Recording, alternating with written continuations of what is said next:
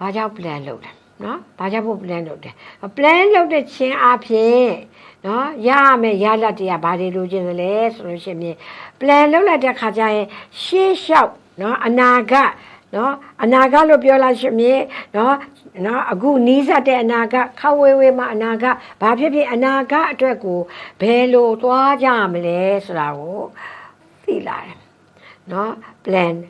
ကြိုတင်ပြီးတော့မှစီမံထားတာဖြစ်တဲ့အတွက်နော်နောက်တစ်ခါ plan ဆိုတာကိုဆရာမတို့ကနော်အဓိပ္ပာယ်ဖွဲ့ဆိုတာအတူခက်လွယ်လေးနော်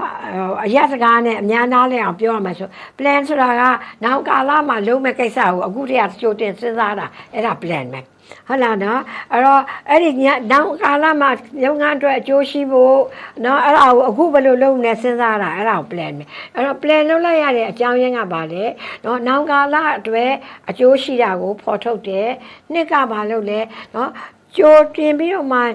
စဉ်းစားထားတယ်ဖော်ထုတ်ထားတာဖြစ်တဲ့အတွက်မရေရာမသေးကြတာကိုနော်တော်တော်များရှော့နိုင်တယ်နောက်တစ်ခုကဘာလဲဆိုရင်ကြိုတင်ပြီးတော့မှစဉ်းစားထားတာဖြစ်တဲ့အတွက်နော်တစ်ခုနဲ့ထပ်နေတာမရှိဘူးနော်တနေရာစဉ်းစားထားရင်နောက်တနေရာလည်းစဉ်းစားတယ်အဲ့လိုမျိုးနော်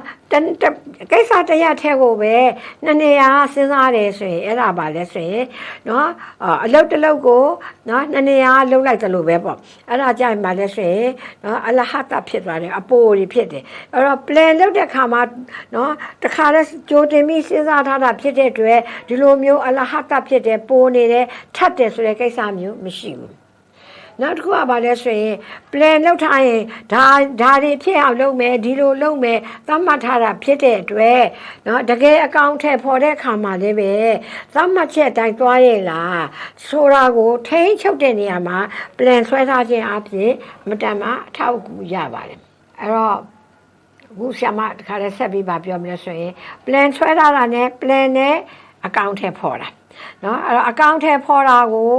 ဆရာမတို့နော်ဘာသာရနယ်ပယ်မှာဒီစကားလုံးကိုသုံးတယ် performance လို့သုံးတယ်နော်အဲ့တော့အခုကျောင်းသားတွေအကုန်လုံး performance ဆိုတာကြားဘူးကြပါတယ်ကွာအိမ်မက်ဆုံရမှာနားထောင်မှုတဲ့လူတွေဆိုရင် performance အဲ့ဒီ performance မျိုးပြောတာမဟုတ်ဘူးနော်အခုဆရာမတို့ပြောတဲ့ performance ဆိုတာပါလေလုပ်ငန်းကိုသတ်မှတ်ထားတဲ့အတိုင်းနော်တကယ်လက်တွေ့အကောင့်ထဲပေါ်တာဘယ်လောက်ထိပေါ်ပုံကိုအဲ့ဒါကိုလုပ်ငန်းရဲ့ performance လို့ခေါ်တယ်အဲ့တော့ဘာအရေးကြီးလဲဆိုတော့ plan လုပ်ထားတာရှိမယ်တကယ်လက်တွေ့အကောင့်ထဲပေါ်လိုက်တဲ့ပုံဖာရှိမယ်အဲ့တော့ planning နဲ့เนาะ performance ကိုဆရာမတို့ကပါလဲနှိုင်းရှင်ကြည့်ဖို့ရလို့တယ်